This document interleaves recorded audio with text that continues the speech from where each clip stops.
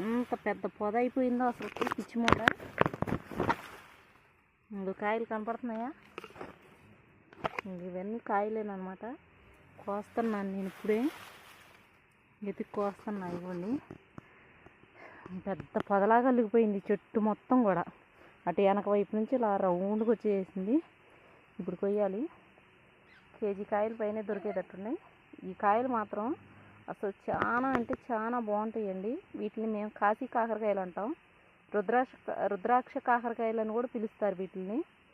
మీ ఏరియాలో ఏమని పిలుస్తారో కమెంట్ పెట్టండి. మీ ఏరియాలో ఈ కాకరకాయలు దొరుకుతాయా?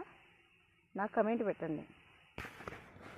చూడండి ఎంత తాజాగా ఉన్నాయో. ఒక్క ముందు పొలుకు కూడా లేకుండా కాసిన కాతండి ఇది. నేను తినంగా మిగిలినవి ఏమైనా ఉంటే అప్పుడు అమ్ముతానండి. నా కూరకే ఈ తీగ మొత్తం కూడా 4-5 రోజులకు ఒక రోజున ఇలా ఇంచుమించుగా కేజీ లోపల దొరుకుతున్నాయండి కాయలు. చాలా బాగుంటుంది కూర అయితే. అదిగో ఇత్తనాల కాయ కూడా మళ్ళీ మనం పెట్టే పనులు వచ్చే సంవత్సరానికి దాని అంతరకు అదే మళ్ళీ మొలుస్తాయి. పొండి ఇత్తనాలు రాలి ఉండి అవే మొలుస్తాయి. నేను పెట్టే పని కూడా లేదు.